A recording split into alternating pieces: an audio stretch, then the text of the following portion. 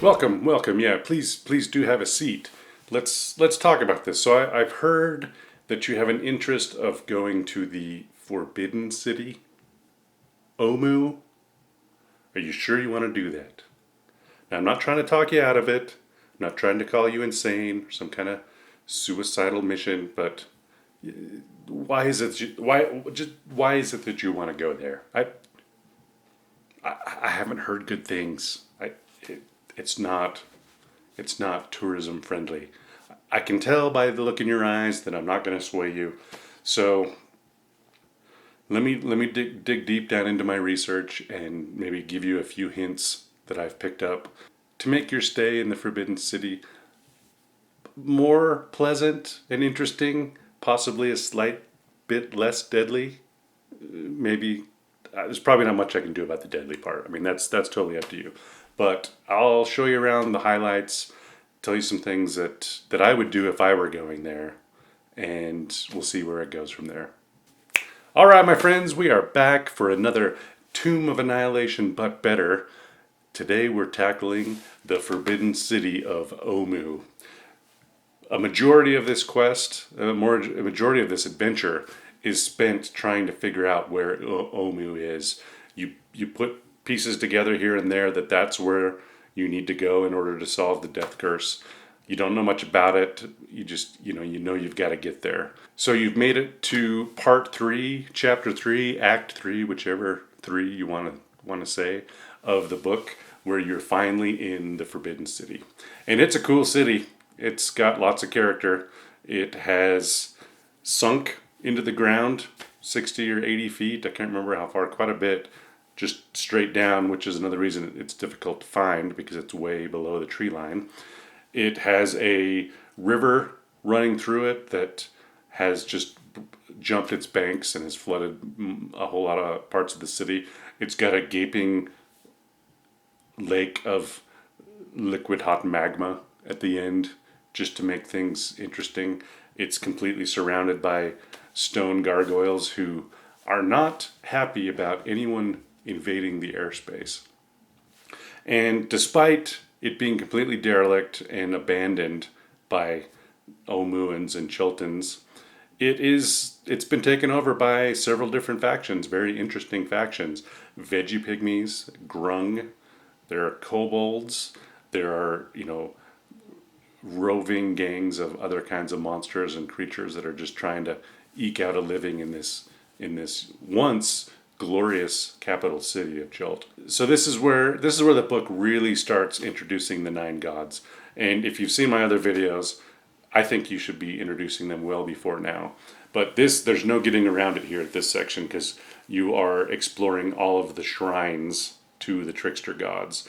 And each one of the shrines has its own little puzzle or encounter or combat or other delightful thing that will likely skewer you and ruin your day. Plus, besides those shrines, there are a ton of different areas. There's a ton of different monsters, encounters, and things that you can have. Some pretty epic confrontations that you have with some pretty epic thunder lizards. Let's just say foreshadowing. I think the vast majority of this chapter of the book is great. I mean, it's very well thought out. It stays very much in the theme of, it feels like a big long episode of Raiders of the Lost Ark. You're in all these different shrines having to figure out how to not get poison darts shot into your eyeballs or something. So all of it's great. There are just a few things that I changed and upgraded a little bit that I thought made it even a little bit better. So I want to go through those right now. So first of all, right when you get there, if your players show up where they're supposed to, through the gate, through the main entrance, you could technically find a way to scale the walls down or come down the waterfall or some other way. But if they're coming in the normal way and they enter through area number 1, it's kind of like a guard post or a toll booth or whatever. And I love it because it describes a map on the wall, almost like Disneyland. Like, you are here. This is where Kuzaban is, and this is where Engine is, and blah, blah, blah. So I think that's really funny. And it's a great, a guide to the players, give them some idea of where to go. But it also describes a bunch of graffiti on the walls. And it foreshadows a lot of things. It foreshadows the King of Feathers, Rosnisi foreshadows a lot of the death curse kinds of things. So it's just a fun detail. So don't miss that when your people come in. Make sure that they notice that there are things written on there and let them read it. They're cryptic. They don't give anything away other than I just think it's a great lived in graffiti is a very lived in trait of a city. So there's intelligent people running around the city and they've written their messages on the wall. I think that's great. So 2, each one of the shrines has a cube, a puzzle cube it's called, and each one has a different trickster god engraven on it. And you have to get all 9 of them to be able to enter the tomb of the 9 gods. In the book it talks about it's fine if some of the cubes have already been taken, like it could be taken by other adventurers, it could be taken by the Yuan-Ti and Rosnisi. Any other type of flavor, the Red Wizards of Thay are in play in the book. Right there it says, you don't have to run all 9 of these shrines. And I would say my first change would be, and it's not really a change, it's just this is my hint, don't try to run Unk or Obalaka. Those 2 shrines and the puzzles they're in are just a little, they're not intuitive enough for me. And I've mentioned this several times. I like riddles and puzzles in Dungeons and Dragons, but they have to be solvable. And I feel like those 2, there's a lot of weird, you have to look backwards into water and realize that this is upside down and jump in the water and this key does that, but you have to form all these keys into a bigger key. And it's just hard. It's not a simple puzzle. And I don't want my players getting stuck on trying to figure out puzzles. Like I like challenging them, and I think players love it when they figure out puzzles, but those 2 have the lowest possibility of players figuring them out. So that's my first hint, or first thing that I would change, or how I would run this is make the tombs, the shrines of Unk and Obalaka empty. And I kind of set up I don't think this is part of the book, but outside the shrines there's a totem of the trickster god, and when the puzzle cube is taken, that descends down the pole, so that it just signifies that shrine has been completed. And we'll get back to that in a minute, because there are creatures who actually go in and reset the shrine. So that would be the little red flag to them that they got to go and reset that shrine. So I just made Unk and Obalaka, when they got to him, that pole was already down, so they didn't even mess with it. That's number 1. The Yuan-Ti have a huge base here. It's called the Fane of the Night Serpent, and it's under the old palace, the old royal palace. And it's all of chapter 4. There's a whole chapter dedicated to it. It's just one dungeon. It's full of intrigue and political backstabbing and hydras and horrible sacrifices and rites. And it's a crazy little dungeon, which by now you should know is right up my alley. I'll just do a quick side note on the Fane. I'm not going to do an episode of it because I think it's great as written. But the couple little things that I did that were different. One is I railroad them into getting captured, which players hate. And I know they hate it, but I just made it so the circumstances were, no matter what, they were going to get captured by the Yuan-Ti and Rosnisi. It's like in every first-person shooter game you've ever played. There's a scene where it looks like you're fine and you walk through a doorway and a club hits you in the face and then you wake up, and which I always thought was goofy because, you've just mowed through 900 people with a pocket knife and a bow and arrow, and you don't realize there's a guy standing there to knock you down. Anyway, I know that it's ridiculous. I know that players usually don't like it. I don't care. I am the dungeon master. I can do whatever I want. I wanted them to get made prisoners. Because at this point, I think my players were level 10. So they're not wimpy little people. And it gets harder and harder to build encounters that challenge them. So I figured the biggest challenge we can have is, okay, you're naked, you're in a dungeon, figure your way out. Then they have to deal with all the intrigue and figure out who they're going to pit against who else, and It just made it a lot more fun. I had Rosnisi, he had two of the cubes. They were the cubes from Unk and Obalaka. So you had to get through the Fane in order to get those two cubes so you can enter the Tomb of the Nine Gods. So that's a quick aside on how to run the Fane of the Night Serpent. Read it through, make sure you understand exactly the motivations of all the people. There's an evil priestess named Fenthaza. There's Rosnisi himself. There's two or three other people that could be swayed either way. It's a fun encounter. You got to know it, or else it's not as much fun. All right, let's see here. Second that I'll mention. So in the book, I mentioned earlier that the Red Wizards of Thay figure in a little bit more prominently in this campaign than I'm having them figure in. I just thought there's just too many things, too many different enemies and things to wrap players' heads around. So the way that I included them in Omu is that they're defeated, that they did show up, they did try to get the puzzle cubes or figuring it out, but they've all been killed in one way or another, and they're no longer a factor. That I thought was nice because then we don't have to worry about running them as another faction. But two, it shows you how deadly this city is that a group of red wizards couldn't even handle it. So it gives a little more foreboding to my players. Don't look over the adventurers camp or the Chwinga wagon. They're little flavor things that you could just decide to not play. The adventurer camp is fun because it gives a little bit more history on the company of the Yellow Banner, which is the doomed company that is kind of running before your party. So there's a little flavor there that talks about what's going on and just shows that other people have tried to do this and failed. And then the Chwinga wagon, as weird as it is, there is a stone underneath it that has a royal decree, and it was written in Omuan, Common, and a third language I can't remember.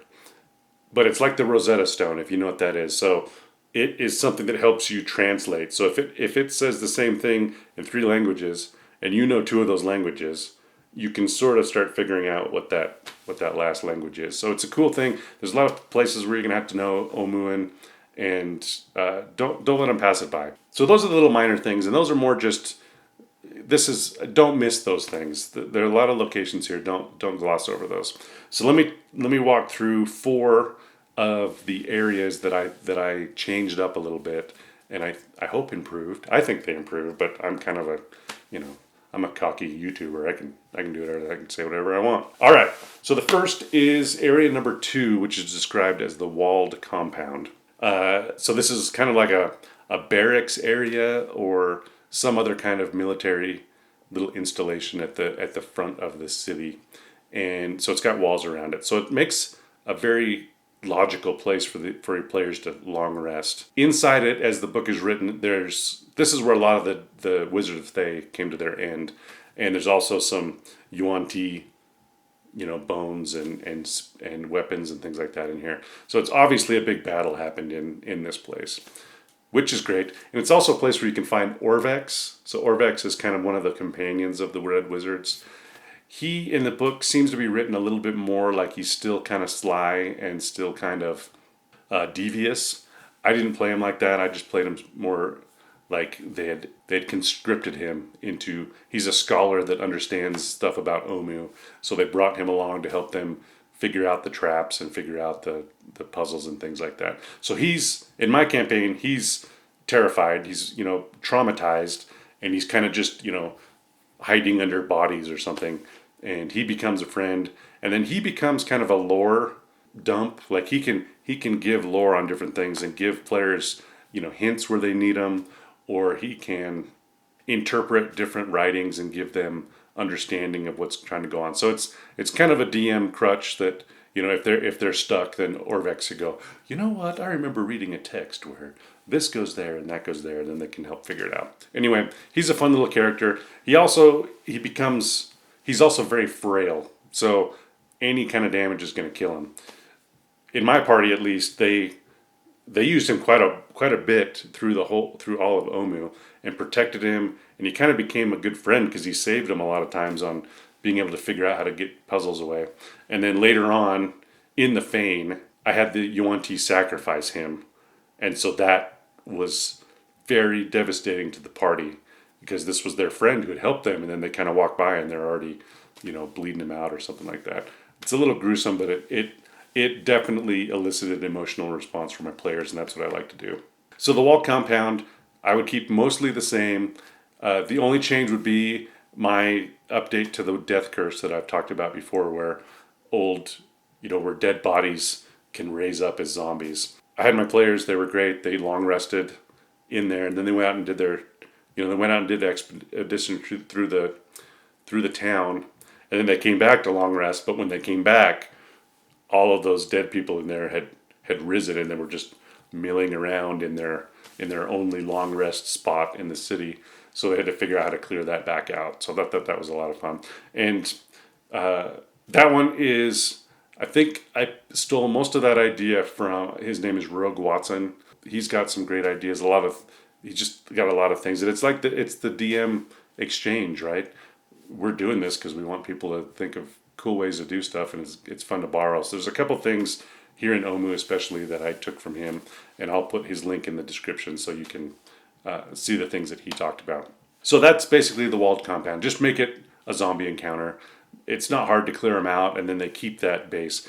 They're going to need some kind of resting spot in Omu because some of these shrines are pretty deadly and pretty, they'll beat them up. So it's nice for them to have a little base of operations. So the next place we'll talk about is number 15 on the map, the Ruined Bazaar. Now it's described in the book as very trapped and very dangerous and kind of hidden, and it's full of kobolds who aren't all that dangerous, especially if your players are like mine in 10th level or something. But the book describes them as having lots of traps, and there's a lot of the kobold inventor characters, which are really, really pretty fun to play because they throw weird, something that a kobold would come up with to throw at you, full of green slime or full of a snake or a skunk or something, just things to freak you out and cause different debuffs. It's just kind of funny. So it's almost like another possible combat encounter where you have to go down and clear this little dungeon of kobolds. I decided to make it much more of a casual encounter where you would think that the kobolds would be attacking, and you'd think that they'd want you to stay away from them, but they feel very casual towards adventurers and even invite them down if they want. There's a cool story about these kobolds are working for Acererack because they're resetting all of the traps of Omu and making sure that it's all, everything's just right. They're the ones that, put on their tool belt and they go out there and reset the trap, and they, take the bodies out or whatever. They just make sure that the traps and the shrines and all that kind of stuff is properly maintained, which is a theme in this campaign, which I just love, that there's very much a practical side of all these booby traps. Like, it's not just a throwaway line that, and 10 minutes later the trap resets magically or something.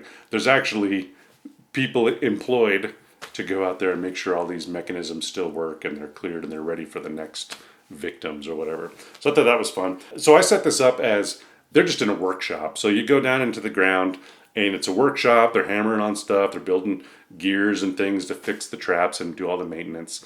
And then I made it as kind of a vendor opportunity, because these kobolds would have gathered equipment dropped by all these people that have gone through the shrines and not made it. So they have like a little pile of, random equipment and supplies that they've just gathered over the years. And I thought that was a fun place, and it's a nice place for your characters to be able to restock. I mean, they've traveled all the way down to Omu, which is most of the length of the whole peninsula, so they're probably low on some supplies. My thought on vendors is always know what your parties need and what they could use, and make sure that that's available. And if they've got gold to spend and they've got reasons to spend it, I try to let them do that as much as I can. Not that they're going to be buying Vorpal long swords or something, but have things there that are reasonable that they can buy. It makes players happy and it makes things more interesting. So this kind of turned into that funny little story. The leader of the kobolds, I think his name is Kakarol.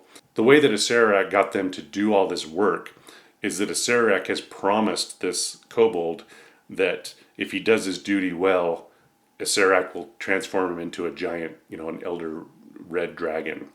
So that just, in his mind, that's the greatest thing ever. And he's going to work his hardest to be able to learn that, to be able to earn it. But Acererack, being Acererack, never said when he would do that and how much work would be required to do it. So the kobold, just being fairly simple and having this great idea, is just going to work himself to death, basically, because Acererack's awful and he will never ever fulfill on his promise. So that's how I changed that encounter. Just made it a little more casual, a little more atmospheric, and just shows that even in this ruined city, there are things going on. There are people that have tasks that they got to do, and maybe resupply a little bit. All right, so this is one of the most fun areas of the map, which is number 13, which is the amphitheater. I think most people will know that there's a creature called the King of Feathers. There are a lot of places where it talks about him. Some of the graffiti at the start we talked about mentions him. There's other legends about him. So he is a Tyrannosaurus. He's got a lot of feathers along his back, multicolored feathers. He actually has a big, like Triceratops spike on his nose too. So he's not quite a normal T-Rex.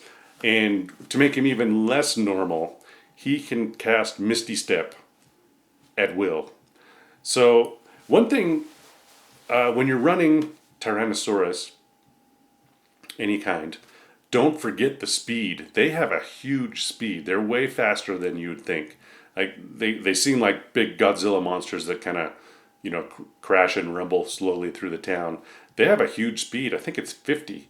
So it's fast already. So it can run as fast as it can, run 50 feet towards you, and then Misty Step another 30 and show up, right on top of you. So that's really scary, and it's a great little bit of flavor. So I'm almost sure this is Rogue Watson's idea that I kind of tweaked a little bit, but as they get closer and closer to the amphitheater, they start hearing cheering, like muffled cheering, as if it were the amphitheater in the day. And as they come up, it's completely empty. I mean, it's rotten and falling apart.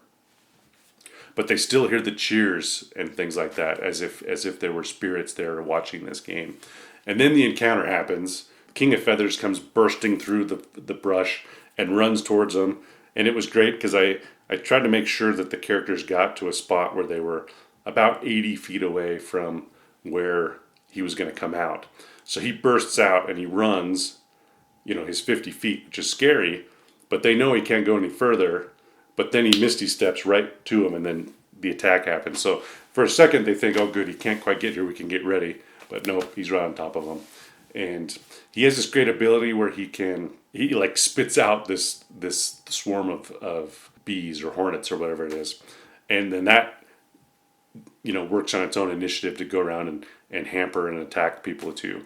It's a rechargeable ability. You have to roll 5 or 6 to recharge it.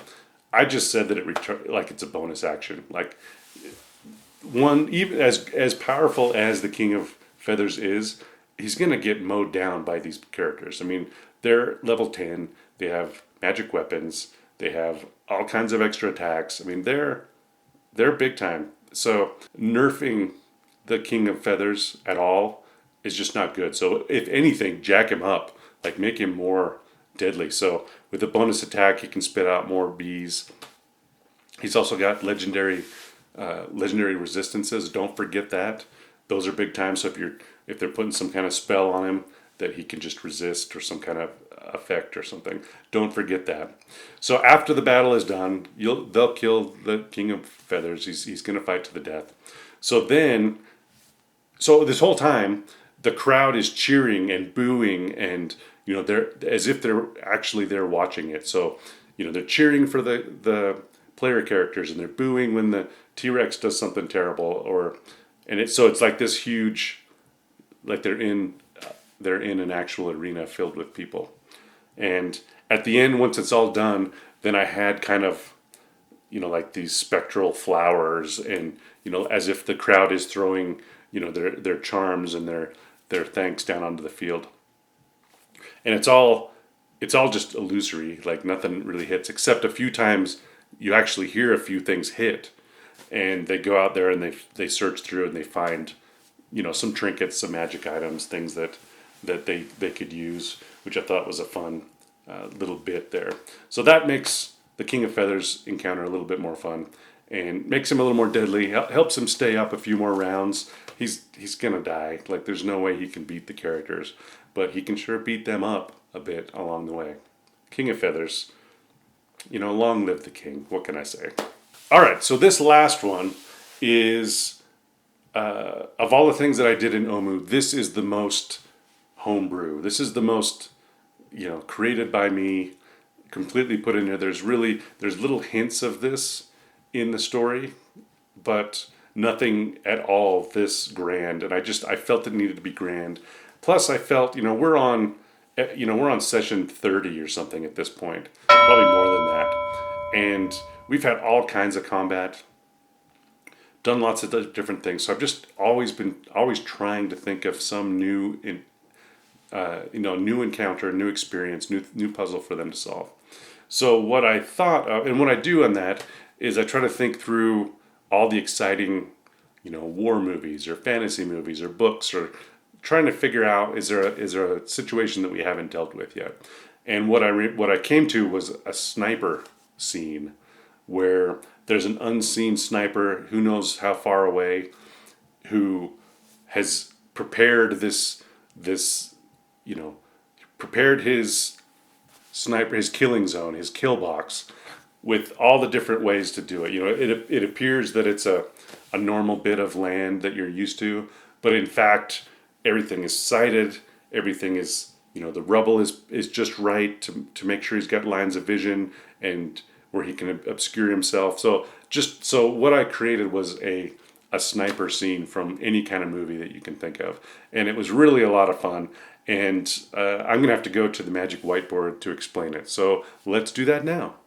Okay, so one of the influences and the inspirations for this little sniper trap that I've created here was a little feat called sharpshooter. I don't know if you're aware of it or not, but it's a nifty little feat that players can take that gives them the full range of a weapon without any disadvantage. Normally there's a regular range and a long range, and the long range is at disadvantage. Well, our drow ranger, Gloomstalker no less, took sharpshooter, and he had a longbow, which means he had 600 feet of accuracy.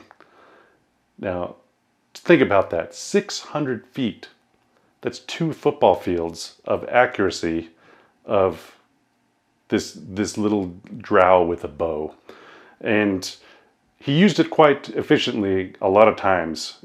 He could hit things from far, far away, and really changed encounters really quickly. As you have players, you're playing with them a whole lots of sessions, lots and lots of hours, you start kind of seeing what it is that they do, and you can kind of guess, anticipate what they're going to do and how they're going to solve certain problems. So I think as a DM, one of the things you need to do is understand that and make sure that they can't always use the same trick to solve every problem, to vanquish any foe, any of that kind of stuff. I thought that this sharpshooter feat should be used against them.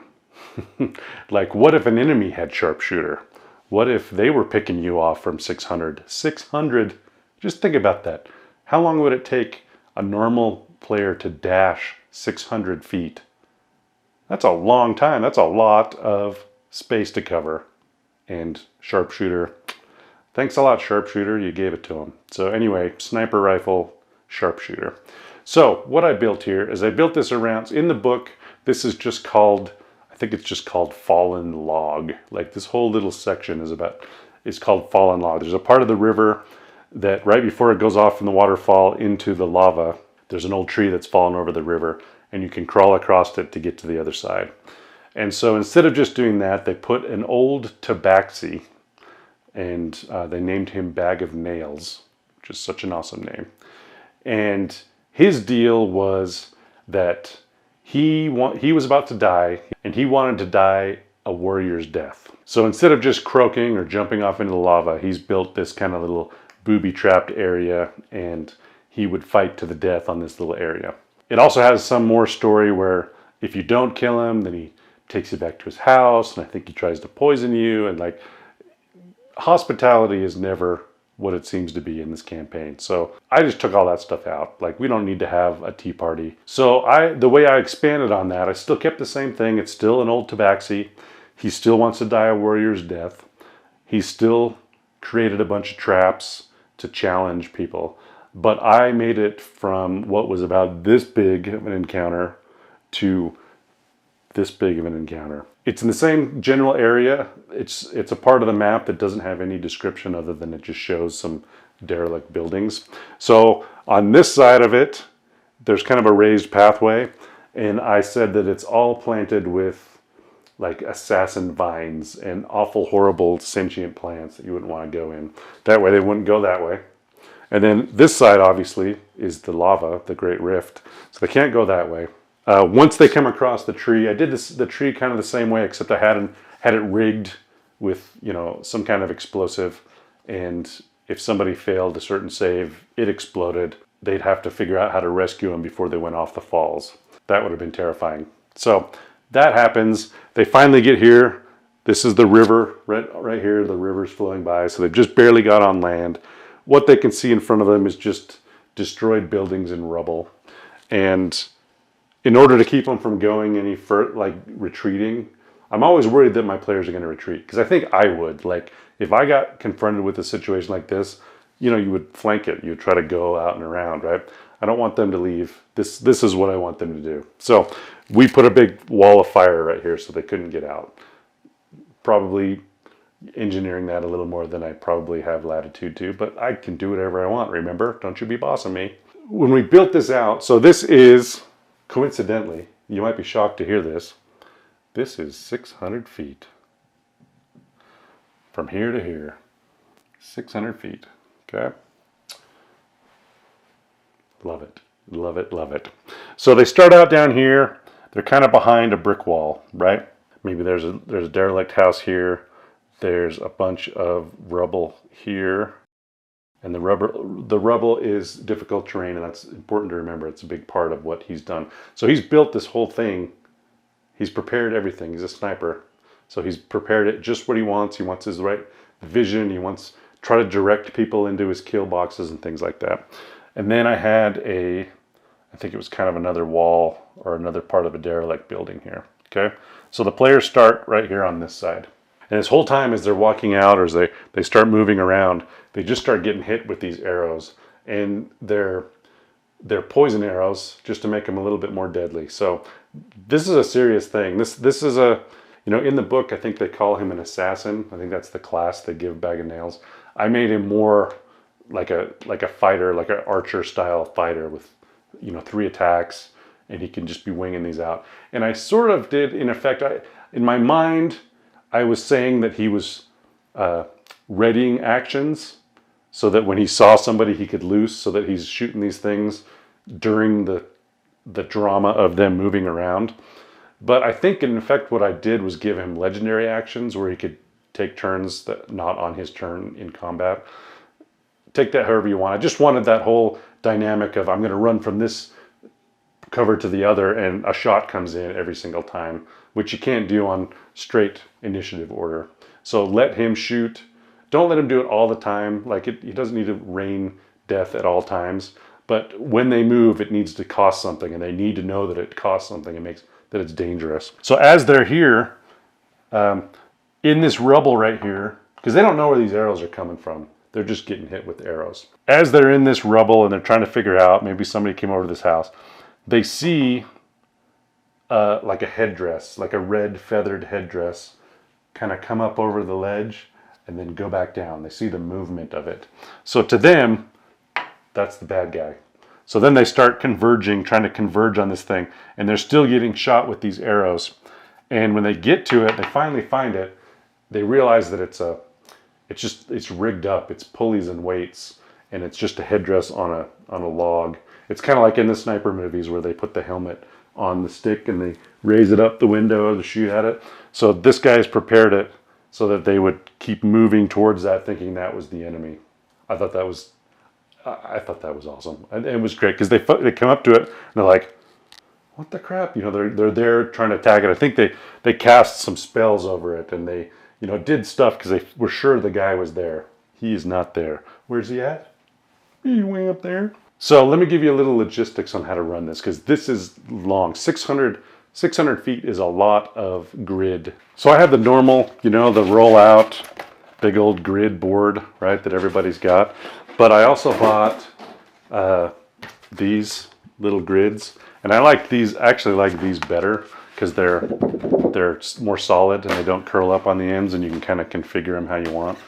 But we had to use that big roll, and I have 4 of these. We had to use 4 of these, and I think we had to use some other grids that my friend had just to build this 600-foot sniper den. So, and what I did was I pre-drew all of the maps on these things, and then just put them down. So the first mission, you know, this first section here is on one of these grids, and if they got far enough, then I'd put another one down, and it would already be drawn, and another one down. So I had it all prepared. It's important to prepare this one because there's lots of terrain and things you got to deal with, and you know, buildings and cover and all that kind of stuff. So don't spend time writing it all out. Just plop it down. And every time I plopped it down, they just went, "Holy crap, this is forever!" Because they just never had something this extensive. So that was one of the really great things about this little encounter. Anyway, they get through this thing. There's some other houses over here, right? And then the next level, there's a house here, and there's kind of a wall here, and a wall here, big debris field here, right? And there's some water. I remember I put some water in to make it a little crazier. And one of these was a pit. Like, I think one of these you can make as a pit that they could fall into, and they're still getting shot at by these arrows every time they move. So they start moving up. This is difficult terrain, so they go slower. These buildings are abandoned. Most of the buildings have big gaps in the side, so they're getting shot through those. And on this one, if they come around this corner to look in there, I had a giant alligator. See, there's an alligator teeth right there. So he was chained up right here. So if they try to come around this side of the building, they're confronted with a pretty big monster right there. So then if they come around this side, then they find another, but it's the little frilled dinosaur from Jurassic Park that spits poison out. I looked it up, I can't remember the name of it. So if they sneak around this way, they don't want to fight that, they sneak around, they get poisoned here. So again, everything's prepared. This is pre-sighted, everything. This bag of nails knows what he's doing. Then we come over to this next section, and it's just a lot of almost maze-like debris fields, right? So you can try to run from one to the next, and I had another section here. I think it was a 2-story building where I had another one of those decoys, like it was blue feathers on a head that came up like this.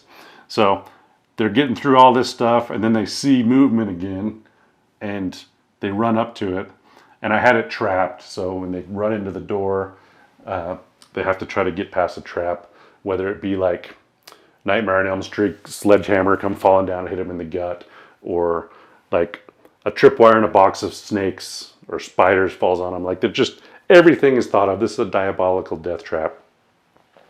So they figure out that's a hoax, and then down here are 2-story buildings. And this is where he's at, all right? So, and it's out in front. There's like a palisade of sharpened stakes, and they had poison on them. And each one of these places had a door, and each door was trapped. So you come in the door, something terrible is going to happen to you. So, but this whole last area was fairly open. Like, you're running several turns worth of trying to dash through this while this sniper's just taking shots at you the whole time. Once they get over there, and once they get into these buildings and get up on the top, so they can get up to the second floor, whichever building he's in, you can decide, whatever building they run into, he's on the roof of the other one. Just don't let him you don't want him to pop up where he's at. Give him a little bit more time. And so when he sees that happen, he pulls another lever and like palisade walls come up around the top of whichever building he's at. So then there's one more thing they got to try to do to get through that. And once they finally get to him, he fights to the death. I mean, this is what he's trying to do. So if he's out of range with his bow, then he's come at you with the sword, and he's fighting to the death. And once he's finally vanquished, however it is that he's vanquished, make sure that he has like that smile on his face at the end. He's done what he needed to do. He's died the warrior's death. Even, if he's got a last breath, you could thank them for giving him a warrior's death, or whatever you want to do about that.